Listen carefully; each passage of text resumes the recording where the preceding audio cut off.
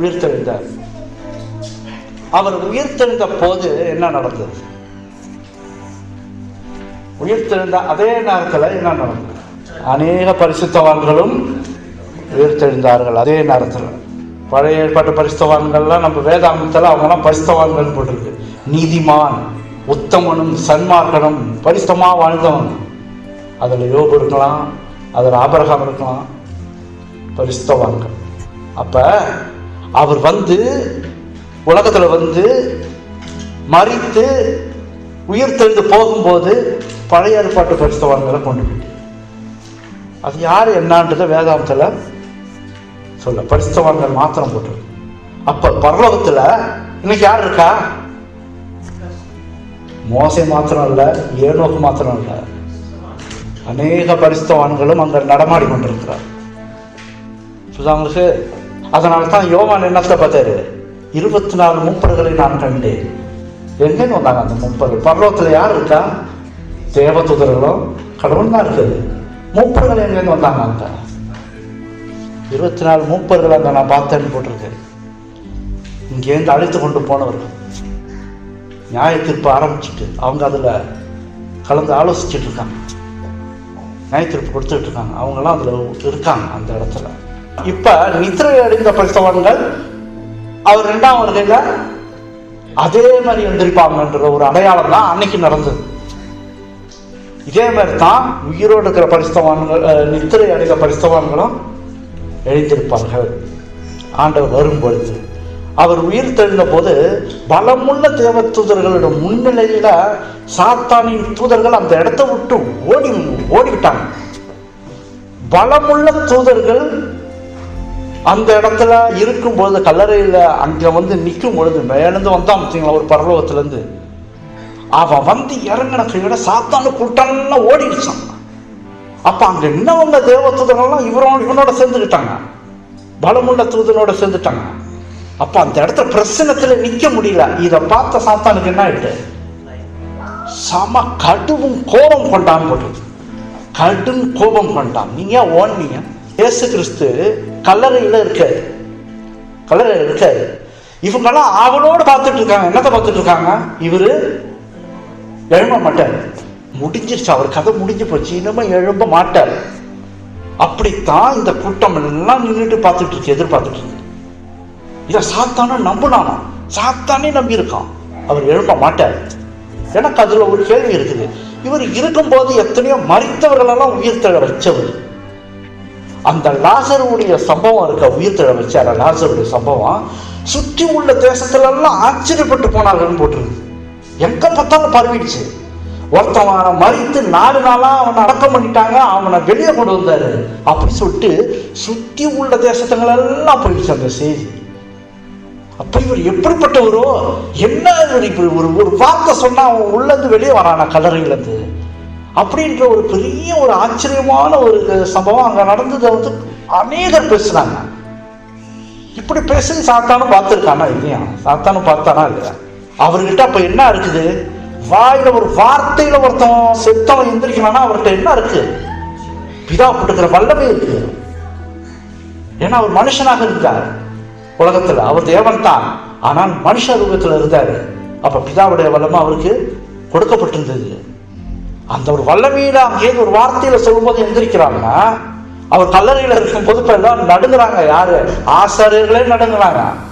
எந்திரிச்சுவாரோ, அவர் வர சொல்லிட்டாரு 3 நாள்ல நான் எந்திரிப்பேன்னு. இப்ப மனிதனுக்காக கொடுக்க வேண்டிய வேறுபட்டு அவர் ஜீவனை கொடுத்துட்டாரு. இனி மனிதனின் இயேசுவால் ரட்சிக்கப்பட முடியும். இத எண்ணி எண்ணி நிலை குலைந்து போயிட்டான். அவர் எந்திரிச்சு அப்படி வெளியே வரும்போது, இனி மனுஷன் ரட்சிக்கப்படுவாயா? அவனுக்கு வாசல் திறக்கப்பட்டுருச்சியா? எவன் மனதார் பண்ணிட்டு அவர் இடத்துல பாவரிக்கையோ எல்லாத்தையும் விட்டுட்டு போய் ஜெபம் பண்ணானா அவன் பரலோகத்துக்கு போவான். நிச்சயம் உண்டு, இனிமே நிச்சயம் உண்டு. இதை பார்த்து எண்ணி எண்ணி அவன் என்ன செஞ்சான்? சாத்தான் நிலை குலைந்து போயிட்டான். என்னுடைய இது முடிஞ்சு போச்சு அப்படின்ட்டான். மகா பெரிய எதிரி இனி என்ன செய்ய முடியும்? என்ன செய்யணும்? அவன் அந்த மகா பெரிய எதிரி இனி என்ன செய்யணும்? அவர் உயிர்த்தெழுந்து வந்த பிறகு, அவர் உயிர்த்தெழுந்து வந்துட்டார், இவர் என்ன ஆகணும்? இனிமே மரித்தாக வேண்டும். யார் மரித்தாக வேண்டும்? சாத்தான். கடைசி காலத்தில் அவனை மொத்தமாக அழிப்பார் ஆண்டவர். அந்த தீர்மானம் வைக்கப்பட்டுருச்சு. மரித்தாக அவனுடைய ராஜ்யம் என்னத்துக்கு வரணும்? முடிவுக்கு வந்துடும். முடிஞ்சு போச்சு. இனிமே உன் ராஜ்யம் கிடையாது. அவன் மரிக்கும் பொழுது அவனோடு கூட அவனுடைய ராஜ்யமும் மரித்து முடிஞ்சிருச்சு. இனி நித்தியமான சந்தோஷமான சமாதானமான ஒரு ராஜ்யமா என்னமா இருக்கும். இந்த கொடுமையான ராஜ்யம் முடிஞ்சிருச்சு. கஷ்டமான ராஜ்யம் முடியும். இந்த கண்ணீர், கவலை, துன்பம், வியாதி இதெல்லாம் முடியுது. அதோட அவன் ராஜ்யம் முடியுது. அதான் எலன் ஒயிட் ஒரு புஸ்தகத்தில் எழுதியிருந்த ஒரு வார்த்தை என்ன ரொம்ப கவர்ந்து. எப்படின்னா அவங்க சொல்றாங்க, நம்ம உயிர் தெழும்போது எந்த வியாதியோட நம்ம மரணத்துக்குள்ள கல்லறைக்குள்ள போகணுமோ, உயிர் தெழும்போது நம்ம என்னவா வெளியே வருவோமா? அவருடைய சரீரமா, மறுரூப சரீரமா வெளியே வருமா? ஆனால் வியாதியெல்லாம் எங்க போயிருக்கான்? கல்லறைக்குள்ளே இருக்குமா? எவ்வளவு அருமையா இல்லை இந்த ஒரு வார்த்தை. நம்ம பட்ட வியாதி, நம்ம பட்ட கஷ்டம், துன்பெல்லாம் கல்லறைக்குள்ள இருக்குமா? நம்ம வெளியே வரும்போது யாருடைய பிள்ளையா வருவோமா? புது ஒரு உடலோட வெளியே வருவோமா? ஆனால் அதே நேரத்துல பாவிகள் உயிர் தெழும்போது அந்த வியாதி, கஷ்டம், துன்பத்தை வந்து கல்லறையில வச்சு வருவாங்க. எந்திரிக்கும் போது அதோட தான் வெளியே வருவாங்க. யோசிச்சு பாருங்க. ரெண்டாவது தடவை நம்ம பாவியா இருந்து எந்திரிச்சோம்னு வச்சுங்க, என்ன வியாதியில இருந்து கல்லறைக்குள்ள போனோமோ அதே வியாதியோட தான் எந்திரிப்போம். எது வேணும் அப்ப நமக்கு? கல்லறையில வியாதியோட விட்டுட்டு நம்ம வெளியே வர ஒரு வாழ்க்கை வேணும்னா எந்த வாழ்க்கை வேணும்? நான் அடிக்கடி அதை யோசிக்கும் போது பயங்கரமா தான் இருக்கு. எப்படி யோசிச்சு பாருங்க. நம்மளால நடக்க முடியல, ஒரு பெரிய வியாதி நம்மள துன்பப்பட்டு கஷ்டப்படுத்தி விட்டே இருக்குது. அதோட திரும்ப நம்ம உயிர் தேடும்போது அதனால தான் ஆண்டவர் இந்த ஸ்லாக்கிய சந்தர்ப்பத்தெல்லாம் கொடுக்குறாரு. நீ எந்திரிக்கும் போது, என்னை பார்க்கும் நான் கூப்பிடுற சத்தத்தில் நீ எந்திரிக்கும் போது உன் வியாதிகளும் உன் எல்லாமே கல்லறைக்குள்ள இருக்கணும். நீ எந்திரிக்கும் போது என்னுடைய பிள்ளையா இருக்கும். இதான் ஆண்டவர் நம்ம இடத்துல எதிர்பார்த்து கொண்டு 1000 வருட அரசாட்சிக்கு பிறகு அவன் மரித்தாக சாப்பான். ராஜ்யமும் முடிவுக்கு வந்துடும். அவர் 2ஆம் வருகையில தேவகுமாரின் சத்தத்தை கேட்டு அநேக பரிசுத்தவான்கள் உயிரோடு எழுந்திருப்பாங்க. எத்தனை பேர் எழுந்திருப்பாங்க? கிட்டத்தட்ட சொல்லுங்க பார்ப்போம். எத்தனை பேர் எழுந்திருப்பாங்க? எண்ண முடியாது. எண்ணக்கூடாத ஜனம், எண்ண முடியாது. அத்தனை பேர் உயிர் தெழுவார்கள். யாரால இவ்வளவு பேர் உயிர் தெழுறாங்க? இயேசு கிறிஸ்துவால தான். எல்லாம் அந்த இயேசு கிறிஸ்து செஞ்ச செயல்ல தான் இத்தனை பேரும் உயிர் தெழுந்து அவர் கூட இருப்பாங்க. புரிதா உங்களுக்கு அவருடைய தியாகம் என்னவென்று? அவர் தியாகம் எப்பேற்பட்டதுன்னு பார்த்தீங்களா? மனுஷனுக்குள்ள அவர் அன்பு என்ன எப்பேற்பட்டதுன்னு பார்த்தீங்களா? அதான் தேவ அன்பு. அவர் உயிர் தெழுதல கொஞ்சம் பேர் உயிர் தெழுவார்கள். ஆனால் உலக முடிவில் ஆபேல் காலத்திலிருந்து கடைசி வரைக்கும் வாழ்ந்த பெருசவர்கள் எல்லாம் உயிர் தெழுவாங்க. அப்ப எண்ணக்கூடாத அளவு இருக்கும். அவர் உயிர் தெழும்போது கொஞ்சம் பேர் தான் உயிர் தெழுந்தாங்க. அவர் கூட கொஞ்சம் பரிசுத்தவாங்க. ஆனால் இப்ப உயிர் தெழும் போது ஆபேல் காலத்திலிருந்து கடைசி வரைக்கும் வாழ்ந்த பரிசுத்தவான்கள் எழுதியிருப்பாங்க. எண்ணக்கூடாத ஜனமா அவர்கள் மகிமையான வாழ்க்கையில செல்வாங்க. நித்திய வாழ்வை பெறுவார்கள். அவங்களுக்கு இப்ப நமக்கு என்ன பிறந்தோன்னு நமக்கு எப்படி இருக்குது?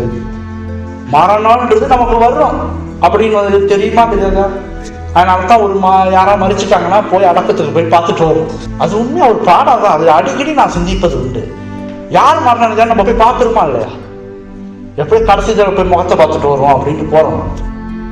ஆனா அது ஒரு பாடம். உனக்கும் ஒரு நாள் இருக்குது. நீ வாழும்போது ஜாக்கிரதையா வாழ்ந்துட்டு. உன் வாழ்க்கையில எப்போ உனக்கு முடிவு வரும்னு தெரியாது. நீ கல்லறைக்குள்ள போ. நீ ஒரு நாள் நீ தான் போவ. அதுக்குள்ள நீ ஒழுங்காக ஜாக்கிரதையாக வாழ்ந்து கொள். நீ எந்திரிக்கும் போது பரலோகத்துக்குரியவனா நீ எந்திரிக்கணும். அதான் ஒரு பாடம் அந்த இடத்துல. அதனால இங்க கடவுள் வைத்திருக்கிறதெல்லாம் நித்திய ஒரு வாழ்க்கை, ஒரு சந்தோஷமான ஒரு வாழ்க்கை வச்சிருக்காரு. ஆயத்தமா எல்லாருக்கும் ரெடியா வச்சிருக்காரு. நீ போராடி வந்துருன்று. நான் உனக்கு பலனா இருக்கேன், நான் கூட இருக்கேன், உன்னை தாண்டுறேன், வழி நடத்துவேன், உன்னை கைவிட மாட்டேன், உன்னை நான் கண்ணு கத்துமா நோக்கிட்டு இருப்பேன், எல்லாவற்றையும் நான் உனக்கு செய்து முடிப்பேன். நீ என் கையை பிடிச்சிக்கிட்டீங்கன்னா அதுக்கு பிறகு நீ என்னோட கூட வாழும்போது அந்த சந்தோஷம் வேற எந்த சந்தோஷமும் உன்னை கம்பேர் பண்ண முடியாது. என் கூட நித்தியமா வாழ்வோம். அதான் ஆண்டவர் சொல்றாரு. ஆனா பாவியா மறித்துட்டோம்னா இது கிடைக்காது. நம்மளை அழிவுக்குன்னு ரெடியா வச்சிருப்பாரு கடவுள். உலகத்தை அழிக்கும் போது சேர்ந்து அழியும். கதறி கொண்டு அழுவோம், கதறி கொண்டு அழுவோம்.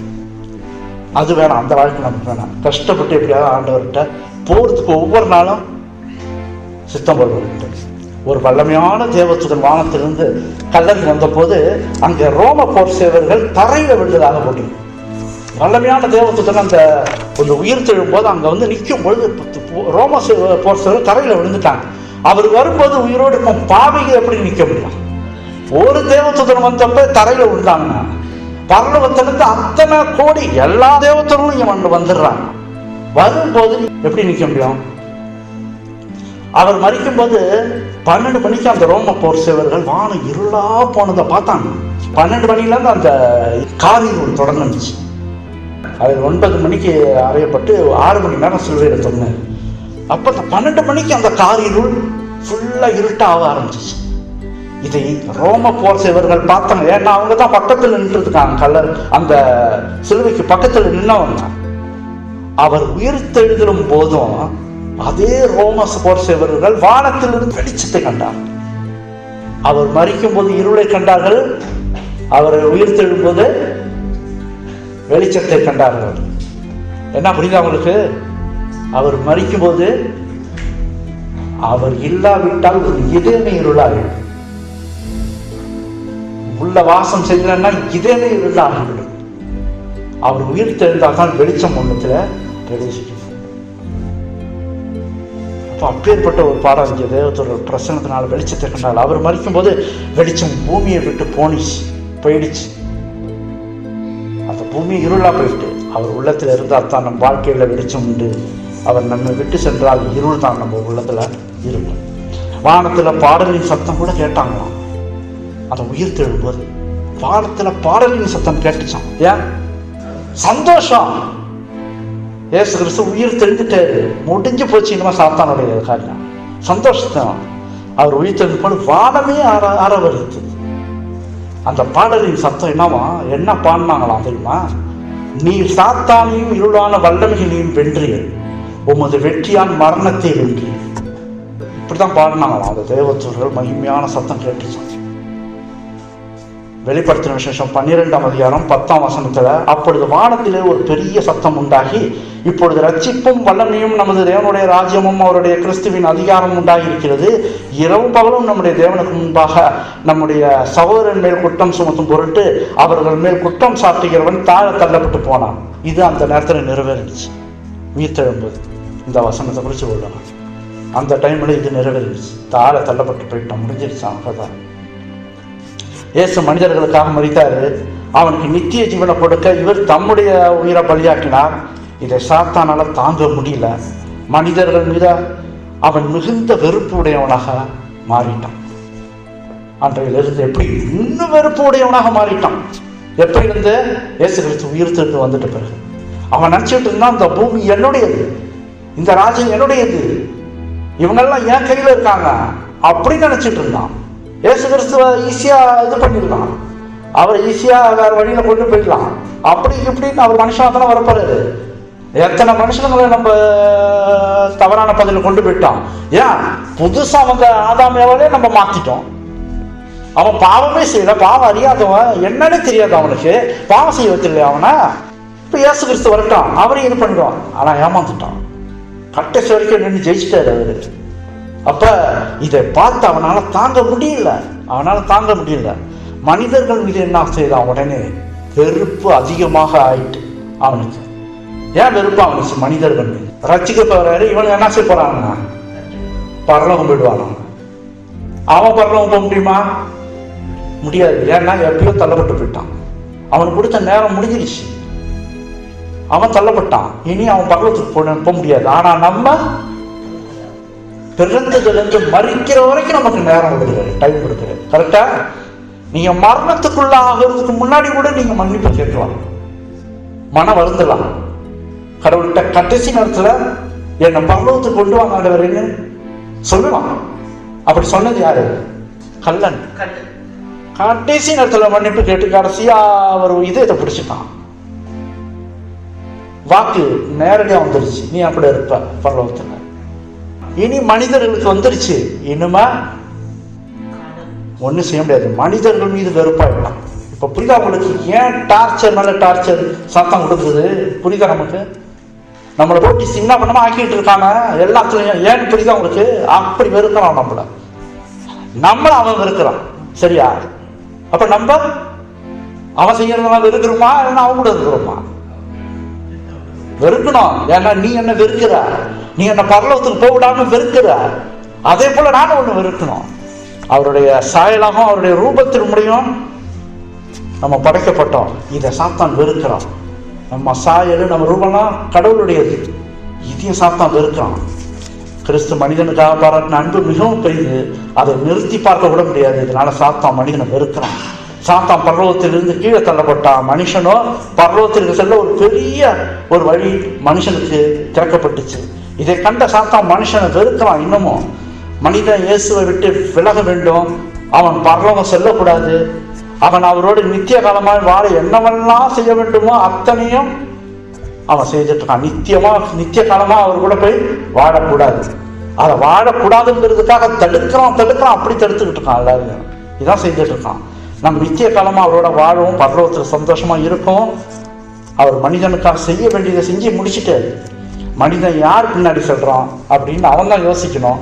மனிதன் இருக்கிற சாத்தான் பின்னாடி செல்லணுமா இல்லைன்னா ஆண்டவர் வழியில செல்லணுமா? நம்ம இவ்வளவு நாளா பார்த்தோம் எத்தனை தியாகம் செய்திருக்காரு இயேசு கிறிஸ்து. நம்ம வரிக்கு வரி அதை ஆலோசனை பண்ணி பார்த்தோம். எத்தனை தியாகம்! இதை நான் படிக்கும் போது அவ்வளோ ஆழமான தியாகத்தை நம்ம புரிஞ்சுக்க முடியுது. கடவுளுடைய தியாகம்.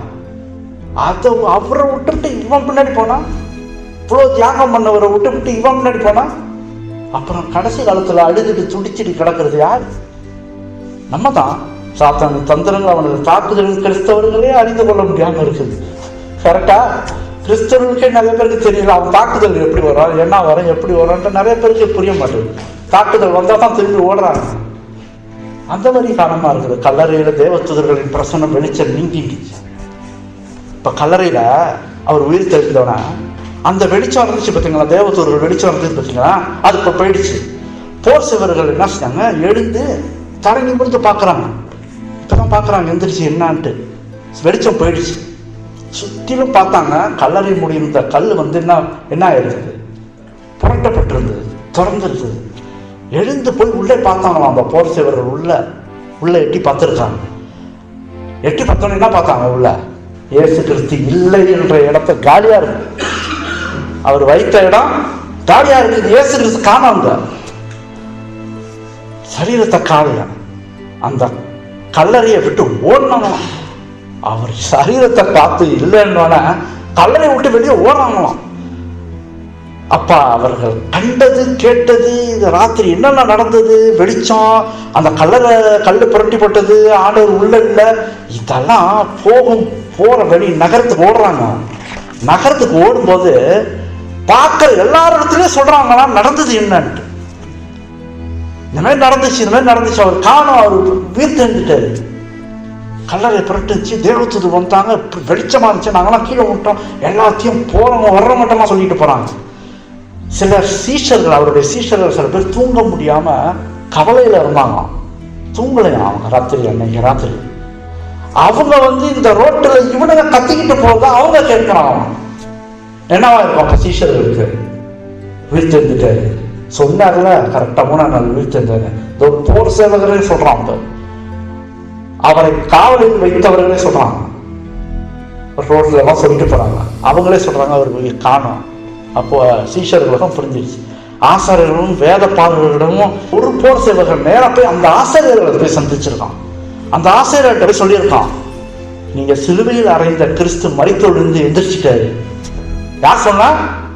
போர் சேவர்கள்ல பார்த்த இத்தனை காட்சியும் பார்த்த ஒருத்தவன் நேரம் ஆசாரியர்களிடத்திலும் வேத பாடல்களிடத்திலும் போய், நீங்கள் சிலுவையில் அறைந்த கிறிஸ்து மரித்தோரிடத்திலிருந்து உயிர் தெழுந்தான்னு சொல்லிட்டான். அவன் சொன்ன வார்த்தை வச்சீங்களா, நீங்க தான் செஞ்சீங்க, அதை உயிர் தெரிஞ்சுட்டாரு அப்படின்னு. அவருடைய உயிர் தெரிஞ்சது ஒரு சாதாரண விஷயம் இல்லை, நம்ம எல்லாருக்கும் ஒரு விடுதலையை கொடுக்கும் ஒரு சம்பவமா இருக்கு. இதை தெளிவாக பவுல் என்ன சொல்றாருன்னா, பிலிப்பியர் 3:10 இப்படி நான் அவரையும் அவருடைய உயிர்த்தெழுதலின் வல்லமையும் அவருடைய பாடுகளின் ஐக்கியத்தையும் அறிகிறதற்கும் அவருடைய மரணத்திற்கு ஒப்பான மரணத்திற்குள்ளாகி எப்படியாயினும் நான் மரித்தோரிலிருந்து உயிரோடு எழுந்திருப்பதற்கு தகுதியாகும் படிக்கும். உயிர்த்தெழுதலை குறித்து கரெக்டாக அந்த இடத்துல பேசு. இதுதான் இயேசு கிறிஸ்து வைத்த உண்மையான கல்லறை. இதுதான், இங்கத்தான் அவர் வெளியே வந்திருக்கார். இதை சுற்றித்தான் அந்த ரோம போர் சிவர்கள்லாம் கீழே படுத்திருந்தாங்க. இங்கேருந்து தான் அவர் உயிர் தெரிந்து வெளியே வந்தார். இதுக்கு முன்னாடி தான் அந்த கல் வைக்கப்பட்டிருந்தது. அந்த கல்லுக்கு பக்கத்துல தான் இந்த இடத்துல தான் அந்த சீல் இருக்கு, முத்திரையிட்டாருன்னு போட்டிருக்குல்ல, இந்த இடத்துல தான் முத்திரையில ஒரு பக்கத்துல தான் கண்டாங்க. இந்த இடத்துல பார்க்கலாம், இங்க தான் அது சொல்லி இன்னைக்கு கூட பார்க்கலாம். ரோமப்போர் சிவரில் ஒருவன் ஓடி ஆசார் இடத்துல போய், நீங்கள் சிலுவையில் அறைந்த கிறிஸ்து மரித்தோரிலிருந்து உயிர்த்தெழுந்தாரு சொல்லிட்டு அவன் சொல்றான். உடனே பாதுகாத்த அத்தனை போர் சிவர்களை ஆசார் இடத்துல அழைத்து வரும்படி இவங்க கட்டளையிடுறாங்க. ஒருத்தவன் தான் போய் ஆசாரியர் இடத்துல போய் சொல்றான், நீங்கள் சிலுவையில் அறைந்த அந்த கிறிஸ்து மரித்தோரிலிருந்து உயிர் தெழுந்துட்டாரு, எங்க கண்ணு பார்த்துச்சு, எங்கள் கண்ணு கண்டது அப்படின்னு சொல்லிட்டு அவன் சாட்சியா சொல்றான். யோசிச்சு பாருங்க, அதை காவல் காக்க வைத்தவர்கள் இந்த யூதர்கள் தான், இந்த ஆசாரியர்கள் தான். கேட்டுக்கிட்டாங்க, உங்களுக்கு தான் காவலாளிகள்லாம் இருக்காங்க, கொண்டு போய் நீங்களே பாதுகாத்துங்கன்னு சொல்லும்போது இவர்கள் தான் அந்த காவலாளிகளை சுற்றி, அந்த கல்லறையை சுற்றி வைத்தவர்கள். அந்த காவலாளிகளே ஓடியாடுறாங்க. ராத்திரி விடிய காலத்தில் அவர் உயிர் தந்தது எங்கள் கண்ணு பார்த்துச்சு அப்படின்னு சொல்கிறாங்க. உடனே இவனுங்க என்ன செய்கிறானுங்க, அடுத்த திட்டம் போடுறாங்க. ஏன்னா, நீ ஒருத்தன் மட்டும் வந்திருக்கான், மற்றவங்களாம் அங்கே எங்கே பார்த்தாலும் போய் சொல்லிட்டு போகிறான், எல்லோரும் இங்கே கூட்டு வா அப்படின்ட்டாங்க. அப்போ மற்றவங்களாம் கூட்டு வந்தோடனே, மிக துல்லியமாக என்ன நடந்ததுன்னு சொல்லுங்க அப்படின்னு கேட்குறான் அவன். என்னத்தான் நடந்தது, மிக துல்லியமாக எங்களுக்கு சொல்லுங்க அப்படின்னும் போது, அதுக்கு அவங்க, ஒரு தேவதூதன் வானத்திலிருந்து இறங்கி வந்ததை நாங்கள் பார்த்தோங்க, வெளிச்சமாக வந்தான், அந்த இடமே வெளிச்சமாக இருந்துச்சு அப்படின்னா. அவனது முகங்க மின்னலை போல இருந்தது, பிரகாசமாக இருந்தது, அதை நாங்கள் பார்த்தோம். அவனது வஸ்திரம் வெள்ளையானா அந்த மாதிரி வெள்ளை, பனி மாதிரி வெள்ளையாக இருந்தது, அப்படிப்பட்ட ஒரு வெண்மையாக இருந்தது, அதை நாங்கள் பார்த்தோம். பூமி அவன் வரும்போது பூமியை நடுங்குனுச்சுங்க, பூமி நடுங்குனது.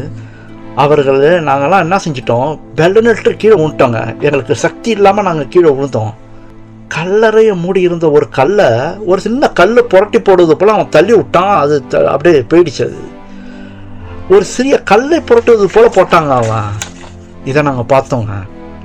மிகவும் புகழ்பெற்ற ஒரு நபர் அந்த கல்லறையிலேருந்து வெளியே வந்தது எங்கள் கண்கள் பார்த்தது. மிகவும் புகழ்பெற்ற ஒரு நபர் கல்லறையிலேருந்து வெளியே வந்ததை நாங்கள் பார்த்தோங்க. அந்த வார்த்தையை கவனிச்சிங்கன்னா, மிகவும் புகழ்பெற்ற ஒருத்தவர், அங்கே புகழ்பெற்ற ஒருத்தவரை அவங்க சொல்கிறாங்க. அங்கே தான் இயேசு கிறிஸ்துவை வச்சாங்க, வேறு யார் வெளியே வருவா, அவரை தவிர வேறு யார் வெளியே வர முடியும் அங்கேருந்து. அப்போ புகழ்பெற்றன்னா எருசலேம் முழுக்க அவர் யாருன்னு தெரியும். யூதேயா எங்கே பார்த்தாலும், அதை சுற்றி உள்ள நகரங்கள் தேசங்கள் எல்லாருக்கும் தெரியும் இயேசு கிறிஸ்து யாருன்ட்டு. பெரிய புகழடைந்த அவர், ஒரு புகழ்பெற்ற ஒருத்தர் வெளியே வந்ததை நாங்கள் கண்ணால் பார்த்தோம் அப்படின்னு இந்த ரோம போர் சேவர்கள் சொன்னாங்க. அதே நேரத்தில் நாங்கள் இன்னொரு செய்தியும் பார்த்தோம், இன்னொரு காரியமும் நடந்ததுங்க. அதே நேரத்தில் வெற்றியின் பாடல் எங்களை சுற்றி கேட்டதுங்க. எங்களை சுற்றிலும் ஒரு வெற்றியின் பாடல் கேட்டது, யாரோ பாடுறாங்க.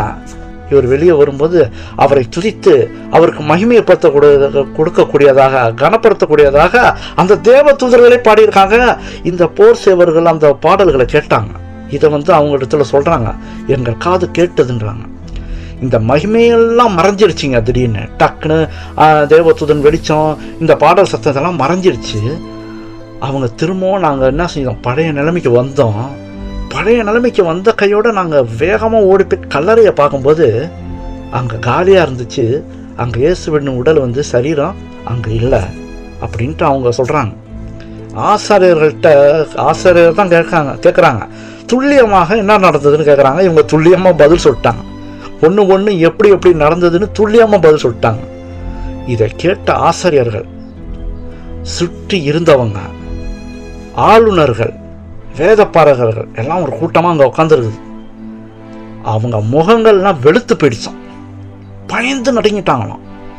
சொன்னது யாரு? சீஷர்களா? சொன்னது யார்? வேறு வெளியில் உள்ளவங்களா?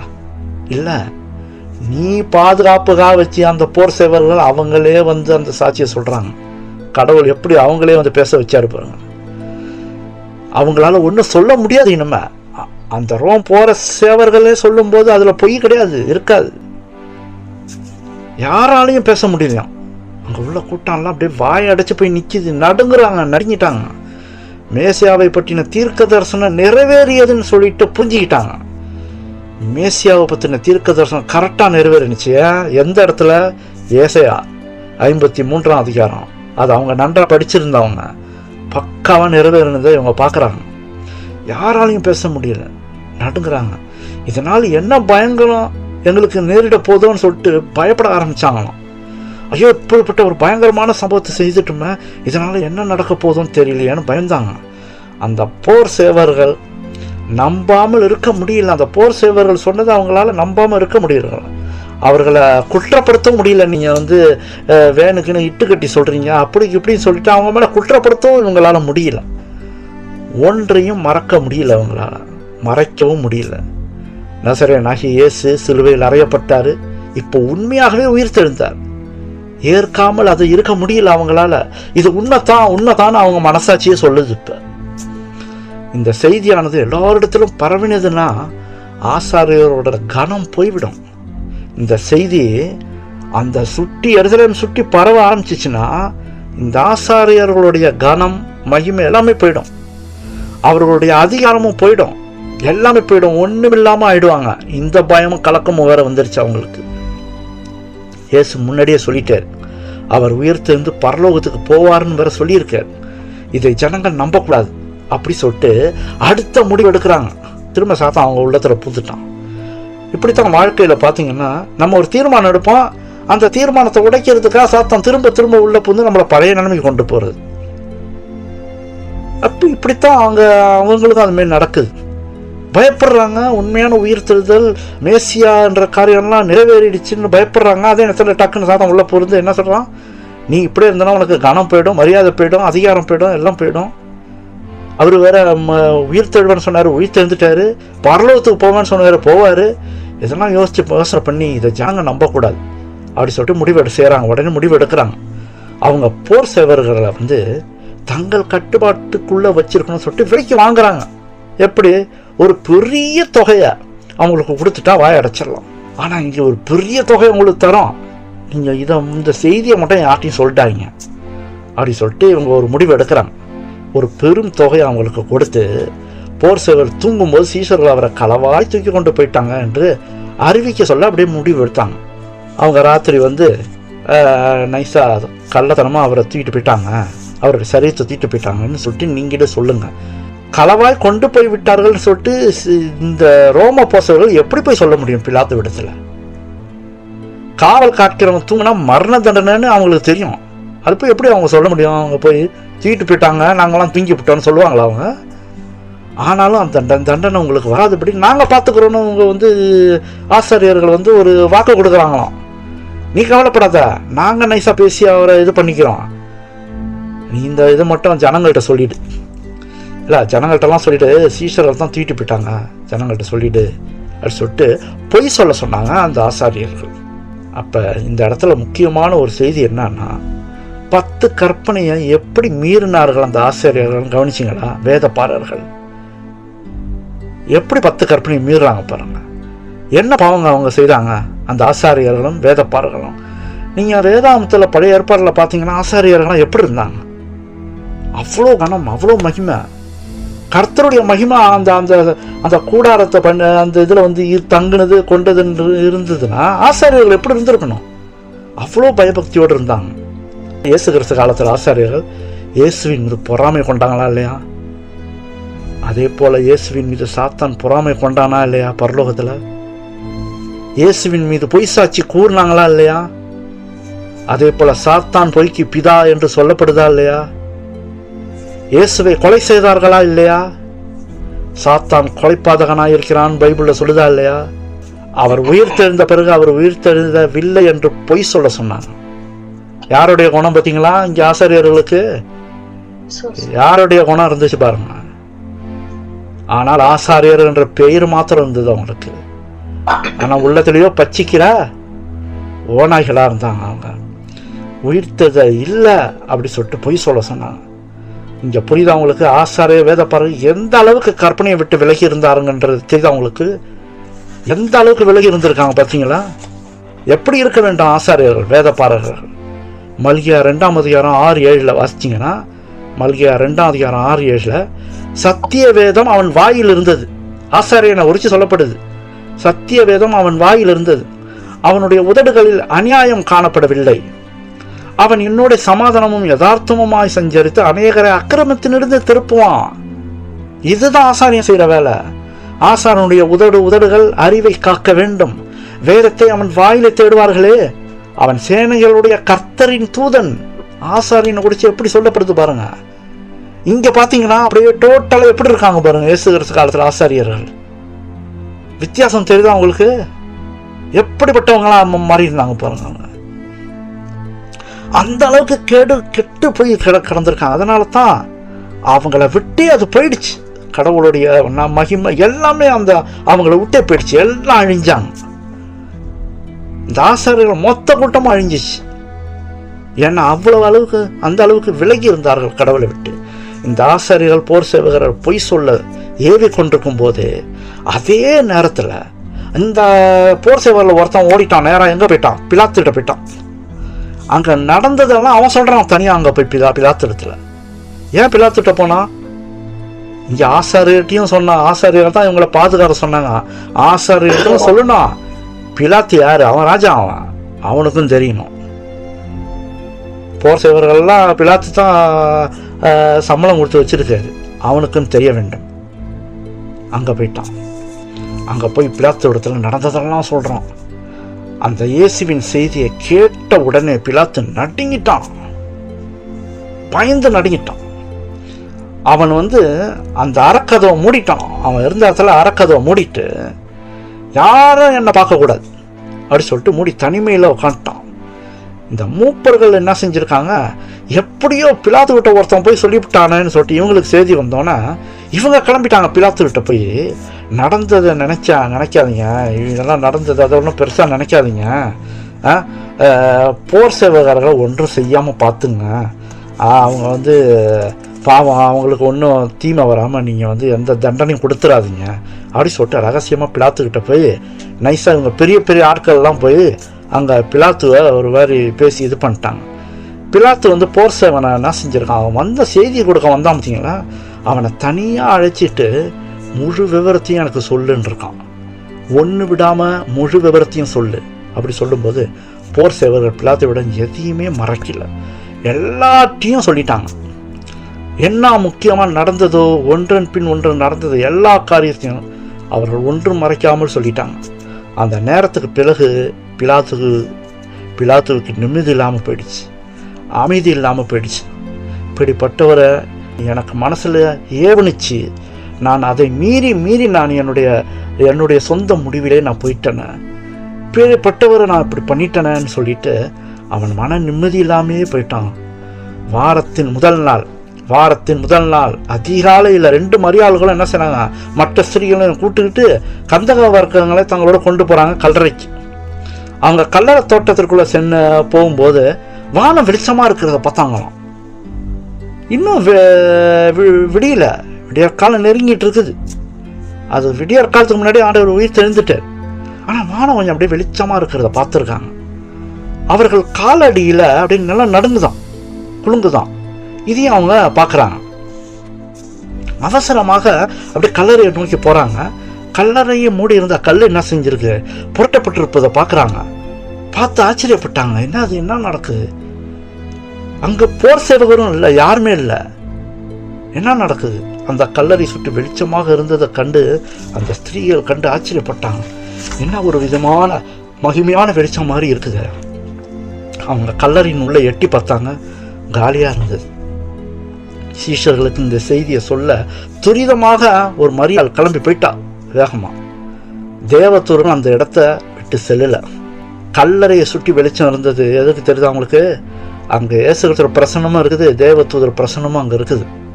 அந்த வெளிச்சம், அந்த மகிமையான வெளிச்சம் அங்கேயே இருந்துகிட்டு இருக்குது. நிலம் கூட நடுங்கியது. அந்த இடத்துல தேவ பிரசனம் அங்கேயே இருந்தது. என்னத்தான் அவங்கள் மறைத்தாலும், பாவங்களை மறைத்தாலும் அவங்க வாழ்வடைய மாட்டாங்கன்னு சொல்கிறது போல், என்னத்தான் அவங்க மறைச்சாலும் அந்த செய்தி எங்கே பார்த்தாலும் போக ஆரம்பிச்சிருச்சு. அவர் உயிர் தெரிந்துட்டார், உயிர் தெரிந்துட்டார், உயிர் தெரிந்துட்டார். உலகம் முழுக்க இயேசு கிறிஸ்து யாருன்றது தெரிஞ்சிருச்சு. உலகம் முழுக்க, தீவுகள் முழுக்க எங்கே பார்த்தாலும் போயிடுச்சு இயேசு கிறிஸ்து யார். அநேகர் அவரை வணங்கிட்டும் இருக்காங்க. கோடிக்கணக்கான மக்கள் வணங்குறாங்க. யோசிச்சு பாருங்க, இன்னைக்கு உலகத்தில் கோடிக்கணக்கான மக்கள் இயேசு கிறிஸ்து வணங்குறாங்க. பார்த்தீங்களா? அவர் வராமல் இருந்தால் இனிமேல் நடந்திருக்குமா? அவர் இவ்வளோ பாடுகளை பட்டிருந்தா, இவ்வளோ படாமல் இருந்தால் இது நடந்திருக்குமா? அவர் உயிர் தந்து பரலோகத்துக்கு போலன்னா இது நடந்திருக்குமா? இன்னைக்கு கோடிக்கணக்கான மக்கள் ஆண்டவரை துதிச்சு மகிமைப்படுத்த வணங்குறாங்க. யார் அந்த மக்கள்லாம்? நம்மளாம் பாவிகள். இந்த பாவிகள் உண்மையான தேவனை வணங்கி அவரோட இணைந்து இருக்கணும்னு ஆசைப்படுறாங்க. பரலோகத்துக்கு அவரோட கூட சேர்ந்து வாழணும்னு ஆசைப்படுறாங்க. இதற்காக தான் ஆண்டவர் இவ்வளோ பெரிய தியாகம் பண்ணார். அந்த செய்தியின் மூலமாக நாமும் ஆண்டவரோட நெருங்கி அவருடைய தியாகத்துக்கு ஒரு மதிப்பும் மரியாதையும் நாம் கொடுக்கத்தக்கதாக அவர் கீழ்ப்படிந்து நடப்போம். மரியாள் இப்போ துரிதமாக சீஷர்களிடத்துல ஓடுறான். மரியாள் பைபிளில் மரியாள்னு போட்டிருக்கு. இயேசு கல்லறையில் இல்லை என்ற செய்தியை சொல்றதுக்காக அவ ஓடுறான். யார? சீஷர்கள் வரல.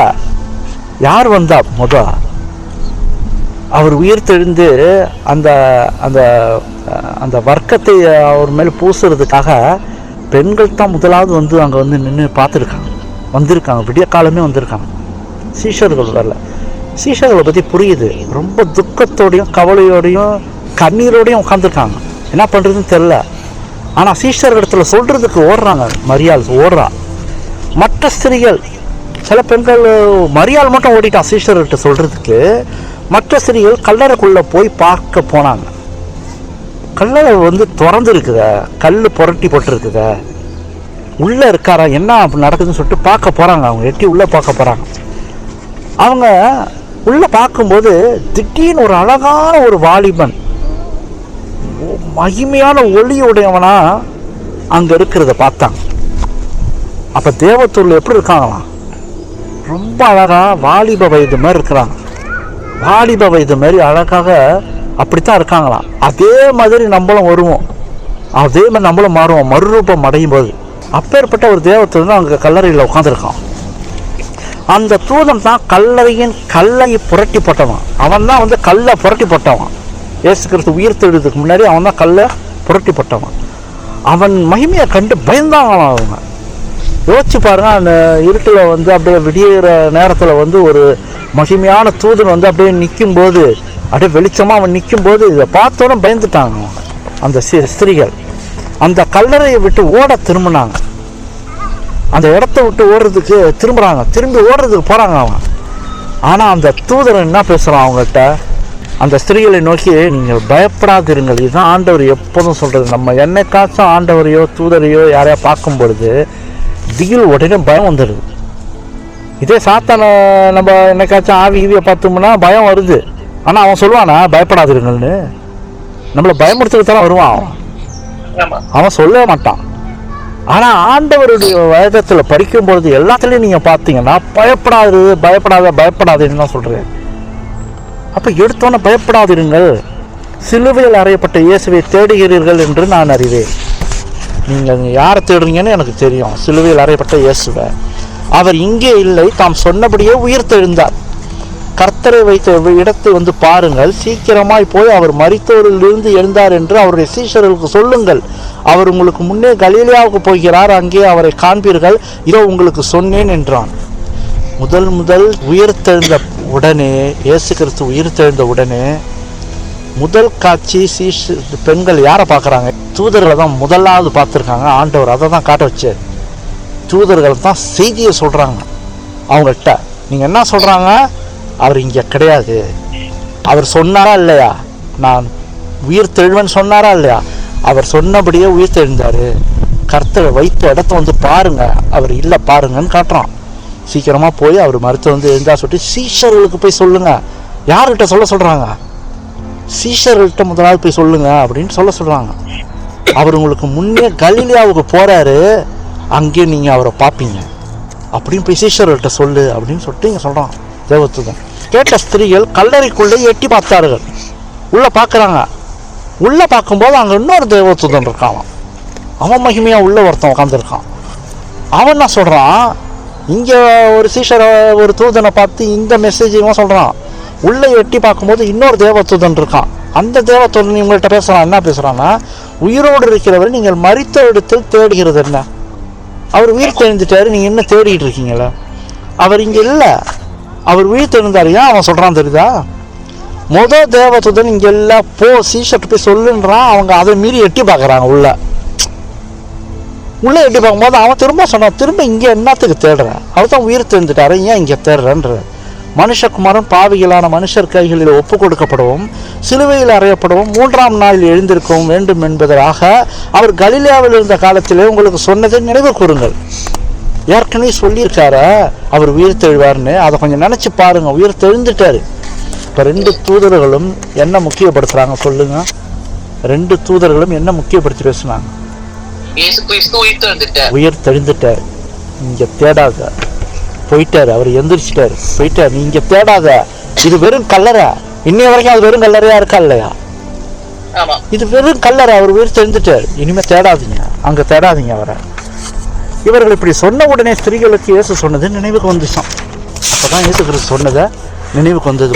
முதலாக கல்லறையை பார்த்த மரியாள் பேதுருவையும் யோவானையும் சந்தித்து கர்த்தரை எடுத்துக்கொண்டு போயிட்டாங்க. அவரை எங்கே வைத்தார்கள் என்று எனக்கு தெரியலன்னு சொல்கிறான். மரியாள் எட்டி பார்க்கும்போது தேவதூதன் இல்லைன்னு சொல்லிட்டு அங்கே இயேசு கிறிஸ்து கல்லறையில் இல்லைன்னு சொன்னோன்னா கிளம்பி ஓடுறாவ.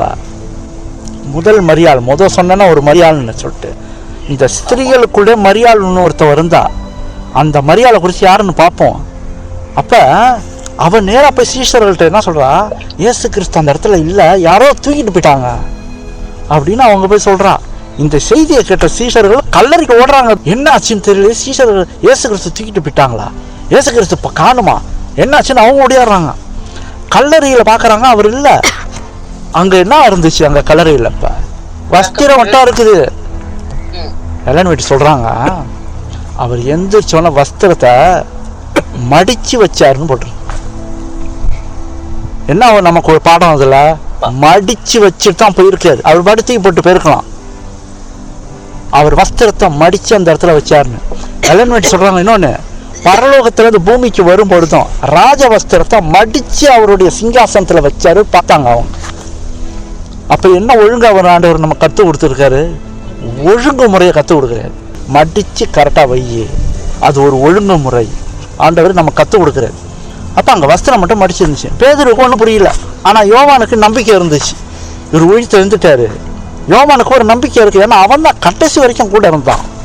யோவான் தான் கடைசி வரைக்கும் சிலுவையில் அறையும் போது வரைக்கும் கூட இருந்தான். இப்போ சீஷர்கள் கல்லறையை விட்டு வீட்டுக்கு ஓடுறாங்க. இப்போ என்ன தெரிஞ்சிருச்சு அவங்களுக்கு, வஸ்திரம் இருக்குது, அவரை காணும். என்னடா அது, தூக்கிட்டு வர போயிட்டாங்களா என்னன்னு குழம்பிட்டு திருப்பி வீட்டுக்கு ஓடுறாங்க. இவங்க ஓடினாலும் மரியாள் என்ன செய்கிறா, இவங்க ஓடிட்டாங்க, திரும்பி வீட்டுக்கே ஓடிட்டாங்க சீஷர்கள். ஆனால் மரியா அங்கே நின்றுக்கிட்டு கண்ணீர் விட்டு கொண்டே இருக்கிறான். அவன் அழுவுறா, கல்லறைக்குள்ளே எட்டி பார்க்குறா, அழுவுறா. அவன் ஏன் அழுவுறா? அவ்வளோ பாசம் வச்சிருக்கா கடவுள் மேலே, இயேசு கிறிஸ்து மேலே அவ்வளோ பாசம், அவ்வளோ அன்பு. அவளால் அழாமல் நிறுத்த முடியல அவளை. அவள் கல்லறைக்குள்ளே எட்டி பார்க்குறா, இயேசு கிறிஸ்துவ காணுமேன்னு சொல்லிட்டு எட்டி பார்க்கும்போது அங்கே 2 தேவதூதர்கள் வஸ்திரம், வெண் வஸ்திரம் தரித்து உள்ளே உட்காந்துருக்காங்க. ஒருத்தவன் எங்கே உட்காந்துருந்தான், அவங்க மனிதர்களை போல காட்சி கொடுத்தாங்களாம். அவங்க பார்க்கும்போது தேவதூதர்கள் மாதிரி இல்லையா, மனிதர்கள் போல அவங்க உட்காந்துருந்தாங்க அப்படின்னு சொல்லப்படுது. மரியாள் இந்த தேவதூதர்கள் என்று அறிந்து கொள்ளவில்லை. அவங்க தேவதூதன் தெரியாமல் போயிடுச்சு. அவங்க உள்ளே உட்காந்துருக்காங்க கல்லறைக்குள்ளே. ஒருத்தவன் இயேசு தலை வைத்திருந்த இடத்துல உட்காந்துருக்கான், இன்னொருத்தவன் கால் வைத்த இடத்துல உட்காந்துருக்கான். கல்லறைக்குள்ளே எட்டி எப்படி பார்க்குறா, எந்த ஒரு இதோ பார்க்குறா, அழுதுகிட்டு பார்க்குறா. கண்ணில் தண்ணி வந்துக்கிட்டே இருக்கு அவளுக்கு, அழுதுகிட்டே எத்தி பார்க்குறா. அப்போ தேவதூதன் என்ன சொன்னாங்க அவளை பார்த்து, ஸ்திரீயே ஏன் அழுகிறாய், ஏன் அழுகிறாய் என்றார்.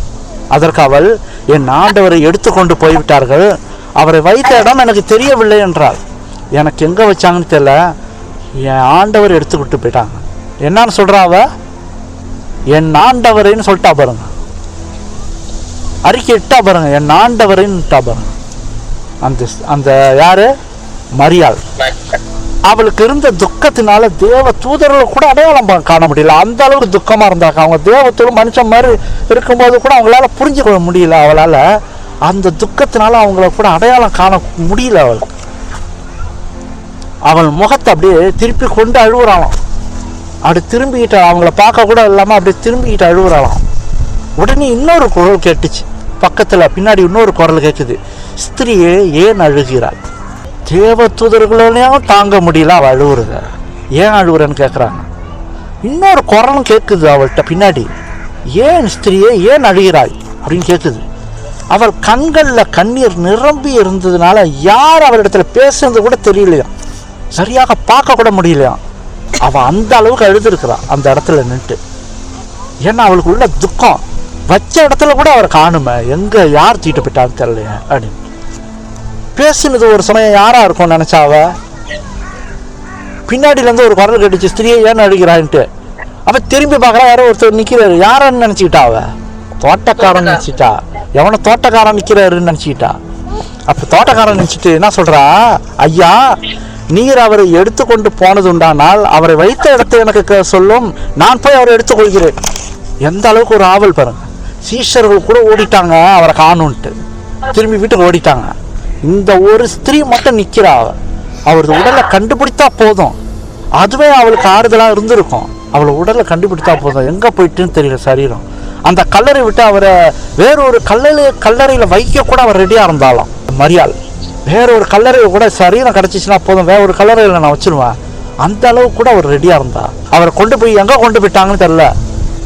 அவருடைய சரீரத்தை காணோம், கண்டுபிடிக்கணும்னு ஒரு பெரிய ஆவல். அதை கண்டுபிடிச்ச பிறகு அந்த சரீரத்துக்கு என்ன செய்யணுமா, என்ன பண்ணுமா, சுகந்த வர்க்கம் கையில் ரெடியாக இருக்குது. சுகந்த வர்க்கம்னா என்ன, சுகந்த வர்க்கம்னா என்ன பார்த்தோன்னா, அது ஒரு மாதிரி செடியும். அந்த செடி தான் அவ்வளோ வாசனையாக இருந்துச்சான். சுகந்த வர்க்கம் எடுதுன்னா அந்த மாதிரி ஒரு புல் செடியை பிச்சு அவங்க அந்த வாசனையை அதில் தான் செய்கிறாங்க. அந்த வாசனையை உடம்புக்கு தேய்ப்பாங்க. அந்த செத்து போன சரீரத்தில் அதை தேய்ப்பார்கள், வாசனையாக இருக்கணுங்கிறதுக்காக செய்கிறாங்க. இந்த சுகந்த வர்க்கம்னா அதுதான் அர்த்தம். அந்த மரியாள் யார் சொல்லுங்க பார்ப்போம். அந்த மரியாள் யாருன்னா மகதலேனா மரியாள். அழுதுகிட்டே நிற்கிறா பாரு. அந்த கடைசி வரைக்கும் தேவதூதர்கள் சந்தித்த முதல் பெண் அவளை தான், வேற யாரையுமே சந்திக்கல, எந்த மரியாதையும் சந்திக்கல. தேவதூதர் சந்தித்த முதல் மரியாள் இவள் தான். அவள் பேர் தான் மகதலேனா மரியாள். அவள் யார் தெரியுமா? லூக்கா 8:2 அவர் பொல்லாத ஆவிகளையும் வியாதிகளையும் நீக்கி குணமாக்கின சில ஸ்திரீகளும் 7 பிசாசுகள் நீங்கள மகதலேனா என்னப்பட்ட மரியாளும். இந்த மகதலேனா மரியாளுக்கு எத்தனை பிசாசு இருந்துச்சாம்? 7 பிசாசுகள் துரத்தி விடப்பட்ட ஒரு மரியாள் அவள். அப்ப அவளை பாருங்க, பிசாசுக்கு அடிமையா இருந்த ஒரு ஸ்திரியை விடுதலை பண்ணாரு. அந்த பொண்ணு வந்து அழுதுட்டு நிக்கிறா, மற்றவங்க காரணம். அவள் எப்படிப்பட்ட ஒரு அன்பு வச்சிருந்தான்னு பாருங்க இயேசு கிறிஸ்துக்கு மேல. அவள் சுகமான பிறகு இயேசுவின் மீது மிகுந்த மரியாதை, பற்று, அன்பு அதிகமாக வச்சிருந்தாலும் இந்த மகதலேனா மரியாள் இடத்துல தான் ஒரு செய்தி சீஷர்களுக்கு கொடுக்கப்பட்டுச்சு. என்ன செய்தி கொடுக்கப்பட்டுச்சு? நீ என் சகோதரத்திற்கு போய்.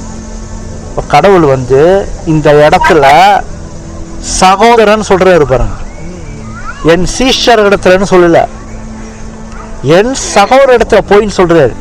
அப்ப நம்மளாம் யாரு? நம்மளும் சகோதரர்கள், நம்மளும் பிள்ளைகள். பல உறவுகள் நமக்கு வச்சு ஆண்டவரோட நமக்கு பல உறவுகள் இருக்குது.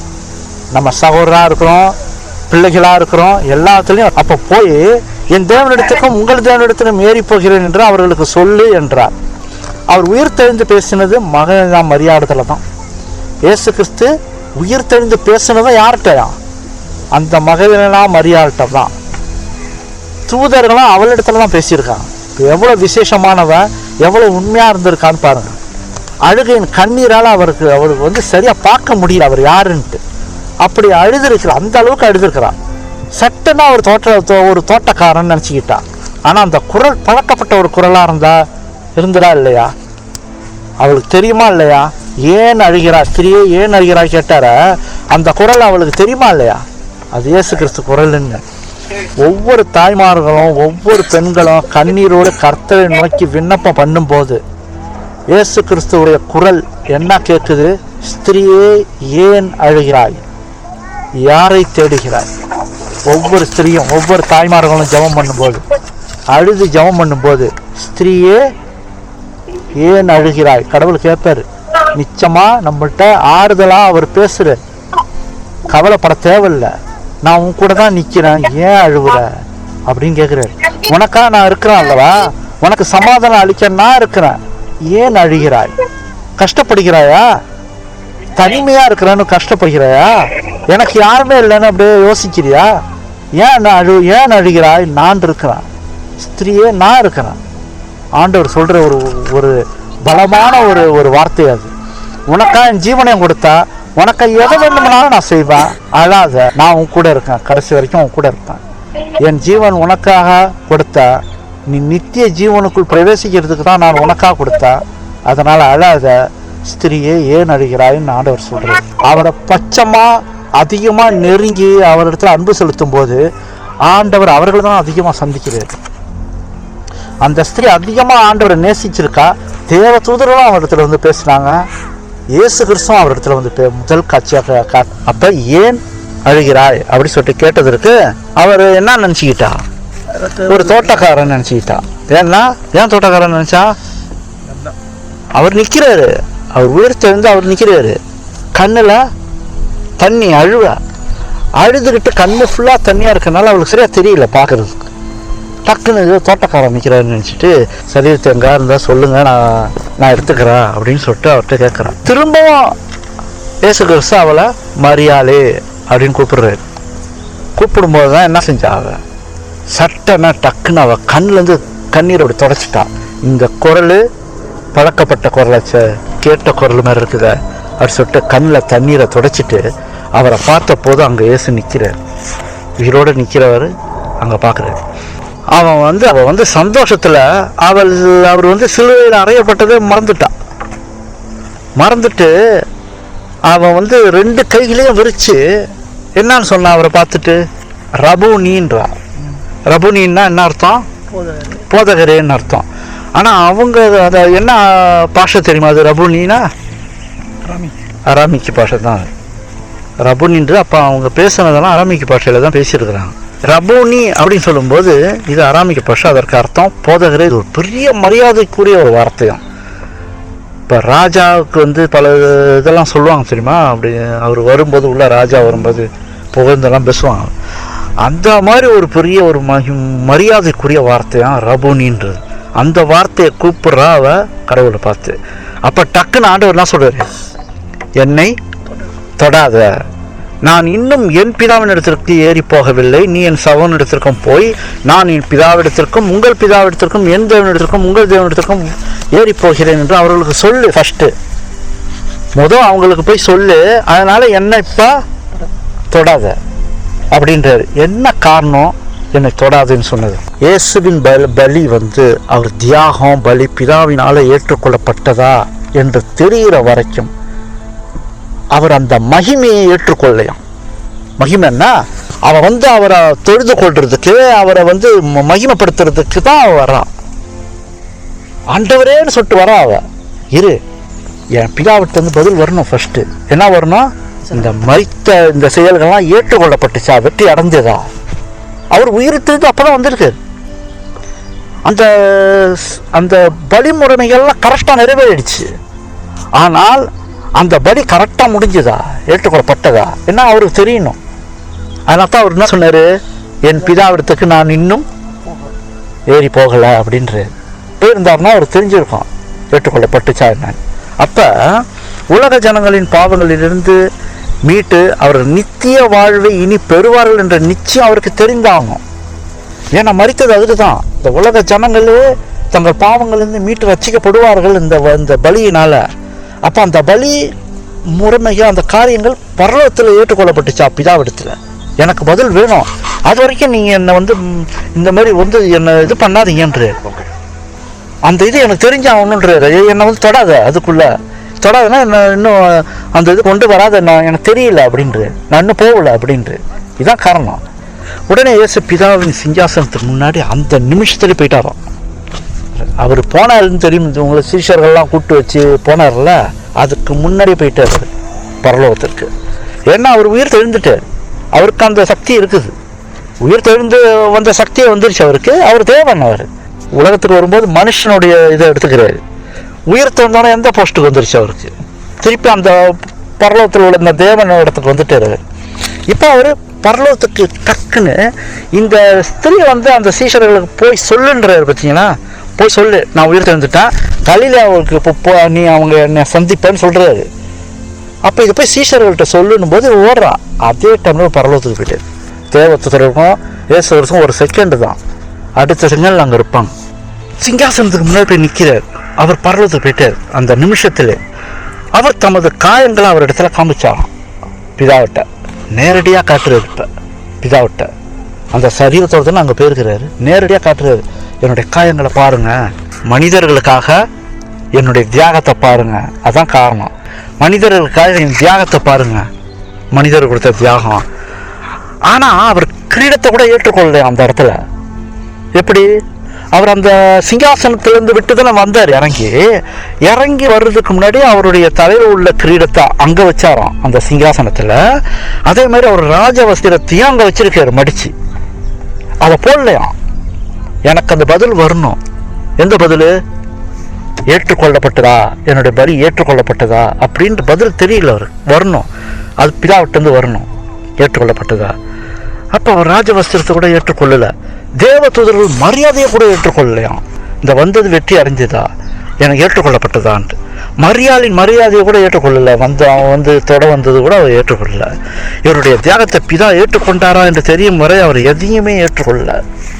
அந்த அளவுக்கு அவர் பாசம் நம்ம மேலே, அந்த அளவுக்கு நம்ம மேலே ஒரு கருணை, ஒரு கிருபை வச்சிருக்காரு.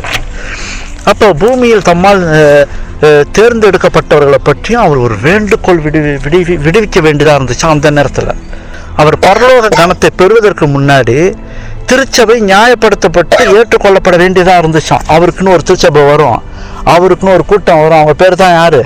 கிறிஸ்தவர்கள். எனக்குன்னு ஒரு கூட்டம் இருக்கும், அதை நீங்கள் தான் பார்த்துக்கணும். அந்த ஒரு வேண்டுகோள்லாம் இருந்தது தான் அவருக்கு. இதெல்லாம் அங்கே முன்னாடி சொல்கிறாரு பிதாவிட்ட. அங்கே எங்கே இருந்தாலும் அவருடைய தேவாலயம் அங்கே இருக்கணும். என்னது? அவருடைய தேவாலயம் எங்கே இருக்குதோ அங்கே இயேசு கிறிஸ்து இருக்கணும். அதனால தான் அவருடைய ஆலயத்தில் சத்தியம் கரெக்டாக கொடுக்கப்படுது.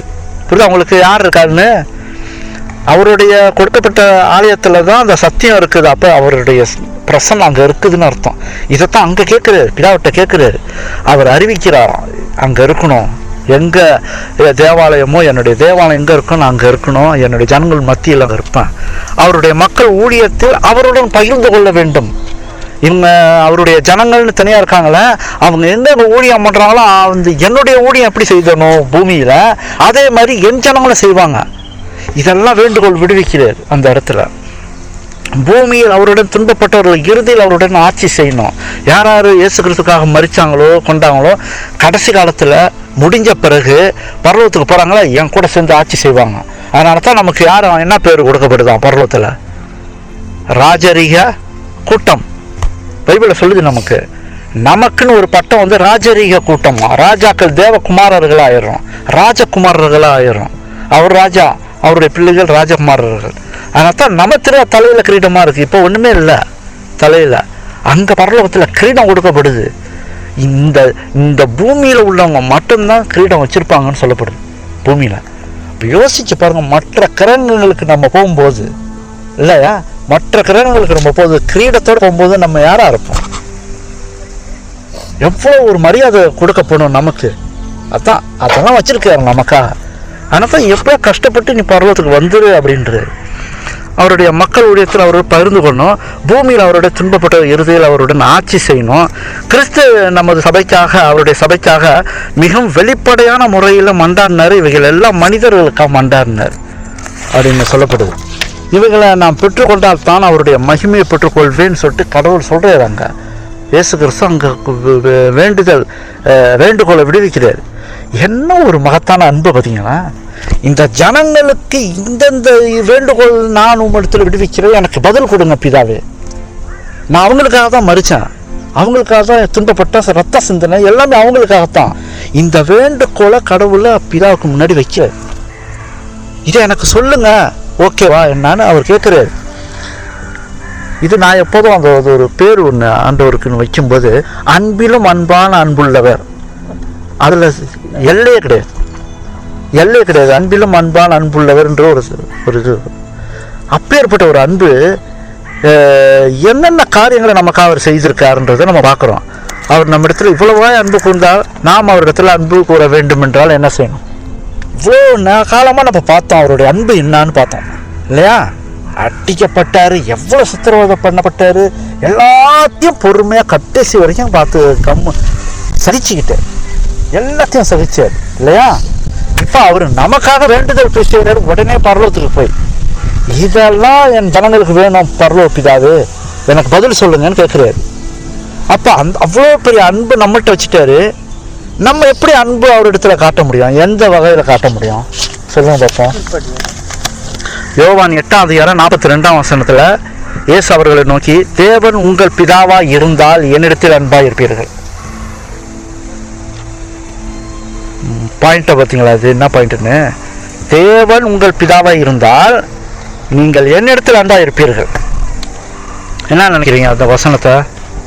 அவர் சொல்றது என்னிடத்தில் அன்பா இருப்பீர்கள் சொல்றாரு.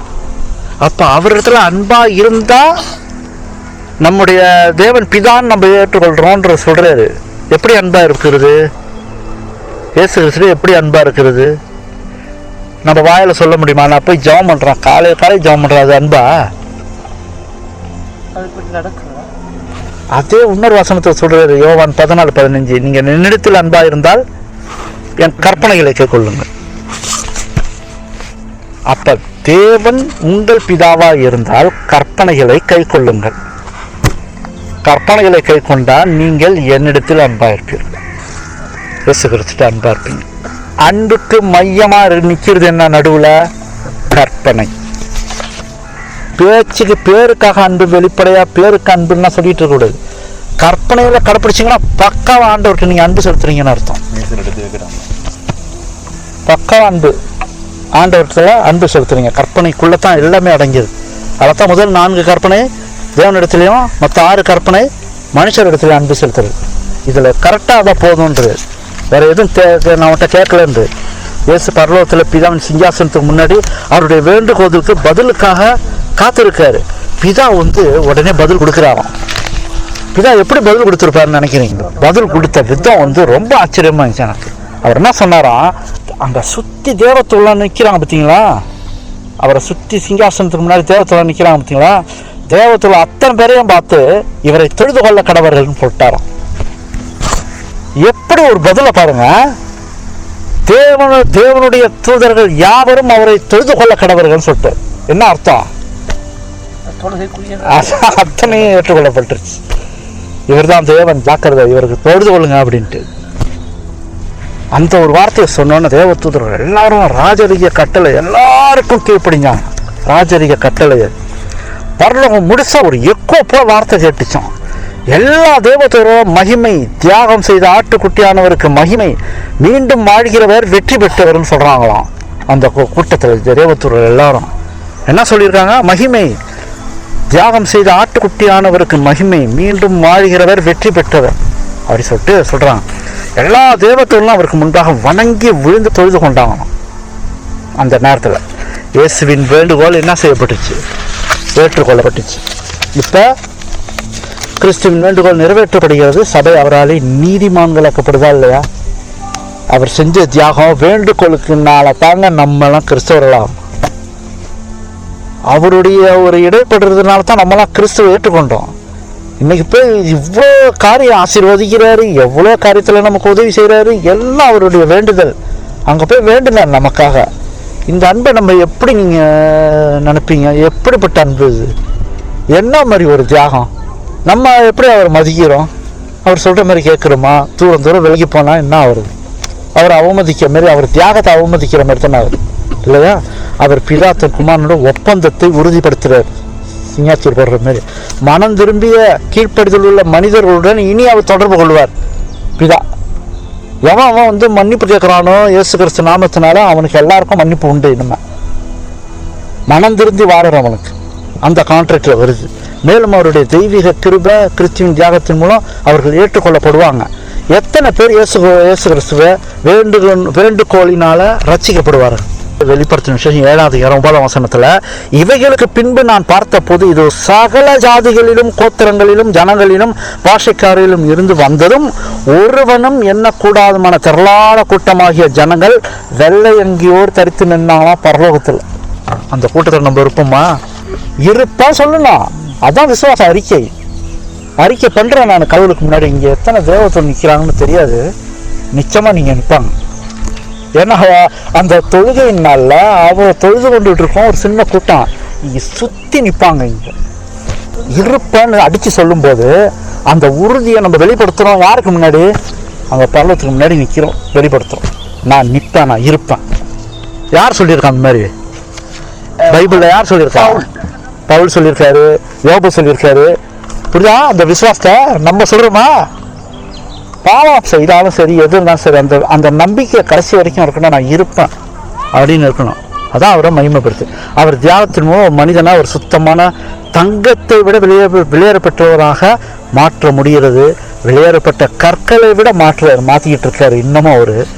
இதெல்லாம் ஒரு தியாகத்தினால உத்தரவாதம் அளிக்கிறாரு. இந்த பாவ மனிதர்களுக்காக இப்பேற்பட்ட தியாகம் செஞ்சு ஆண்டவர் ஒரு உத்தரவாதம் என்ன அளிக்கிறாரோ அவனை எப்படி மாற்றுவானான்னு, தங்கத்தை விட வெளியேறப்பட்ட ஒரு கற்கா போல அவனை நான் மாற்றினாரா இல்லையா? மாற்றிக்கிட்டு இருக்காரா இல்லையா? அதனால தான் எண்ணக்கூடாத ஜனங்க பரலோகத்துக்கு வருதுன்னு சொல்லப்படுது. எத்தனை அன்பு, எத்தனை தியாகம்! அந்த இயேசு கிறிஸ்து நமக்கு தேவை. அவரோடு வாழணும். நம்ம அவர் பரிசுத்த ஆவியானவர் அனுப்புறாருன்னு சொன்னார், அனுப்புவான்னாரு. அதே மாதிரி அனுப்புனார். இடைவிடாமல் நம்ம இடத்துல அனுப்பி பேசிக்கிட்டே இருக்காரு பரிசுத்த ஆவியானவர். அதை நம்ம விட்டுறக்கூடாது. எடுத்துக்கொள்ளப்படுற நாள் ஒன்று வருது. தீர்க்க தரிசனத்தில் எல்லாமே சொன்னதெல்லாம் நடந்துதா இல்லையா? ஒரு நாள் எடுத்துக்கொள்ளப்படும் சொன்னாரா இல்லையா? அது நடக்குமா இல்லையா? நடக்கிறதுக்கு முன்னாடி நம்ம ஒழுங்கா இன்னொன்று தான் ஆண்டவர் நம்ம இடத்துல எதிர்பார்க்குறாரு. தேவன் தம்பி நம்ம ஆசீர்வதிப்பாராக.